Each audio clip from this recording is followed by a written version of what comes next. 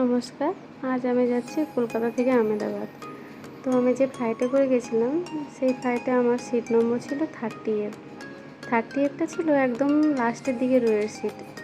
আর লাস্টের দিকে রোয়ের সিট নিয়েছিলাম আমি এই কারণে, কারণ লাস্টের দিকে রোয়ের সিটগুলো ছিল দাম কম, মানে 140 টাকা করে।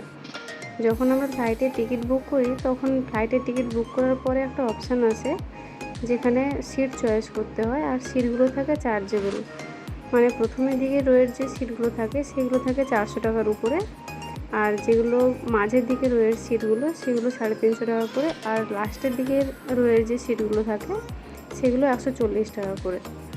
তো আজ থেকে আমি প্রায় 2-3 বছর আগেকার কথা বলছি, যখন আমি ফ্লাইট টিকিট করতাম, তখন কিন্তু ফ্লাইটের টিকিট করার সময় সিট চয়েস করার অপশান আসতো, কিন্তু সব সিট কিন্তু চার্জেবল থাকতো না।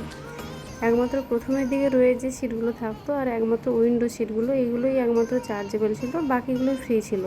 আর এখন দেখছি যে সব সিটগুলোই চার্জেবল হয়ে গেছে, একমাত্র 5 থেকে 6টা সিট ছাড়া বাকিগুলো সবই চার্জেবল হয়ে গেছে। তো কিছুদিন পরে হয়তো দেখব ফ্রি সিট বলে কোনো অপশান থাকছে না, সবই হয়তো চার্জেবল হয়ে যাবে।